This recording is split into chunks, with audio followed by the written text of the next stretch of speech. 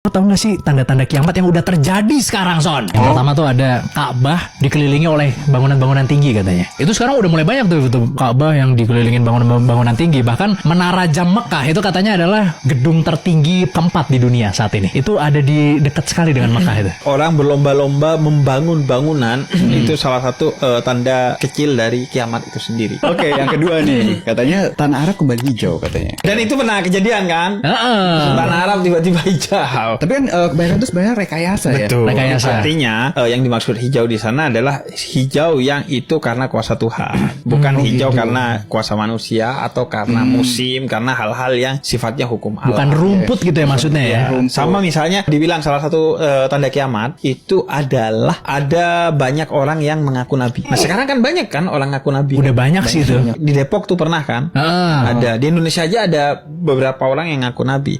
Cuman kalau lu baca redaksi hadisnya itu yang dimaksud adalah orang yang mengaku nabi dari bangsa Dajjal. Jumlahnya 30. Artinya kita harus hati-hati. Karena kalau enggak, kalau salah membaca, kita bukan hanya berbohong atas nama nabi, yang itu tempatnya di neraka. Tapi kita akan menimbulkan pesimisme dalam hidup. Seringkali orang itu ngomongin kiamat karena udah secara mental dia kena.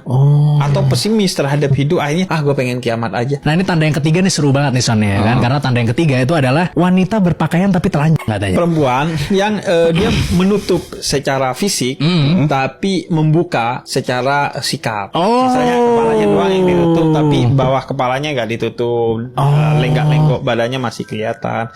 Atau kepalanya ditutup, badannya ditutup, terhormat tapi omongannya nggak terhormat, pola pikirnya nggak terhormat, kemudian pola rasanya nggak terhormat, ketemu orang ngomongin orang lain. Oh, selanjutnya nih, banyak pasar bermunculan. Sekarang kan zaman sekarang, pasar udah ada di mana-mana kan.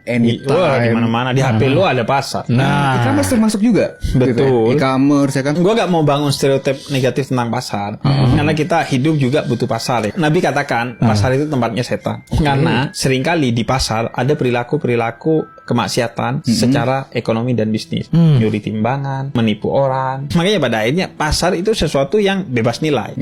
Tinggal lu menilainya seperti apa. Kalau lu menjadikan itu tempat untuk bertahan hidup, menjaga harga diri, memenuhi kebutuhan, maka itu menjadi sesuatu yang positif. Terus yang terakhir yang kelima nih, laki-laki menyerupai wanita, wanita menyerupai laki-laki. Itu paling banyak dibahas gitu ya. Betul. Ada kan Rasulullah. Dan kata Nabi itu terlaknat. Ya Rasulullah melaknat laki-laki yang menyerupai wanita dan wanita yang menyerupai laki-laki. Itu katanya salah satu tanda-tanda kiamat juga. Iya, artinya orang-orang yang sudah tidak steady karunia Tuhan kepada dia, termasuk mengubah-ubah apa yang telah dikaruniakan Tuhan pada dia.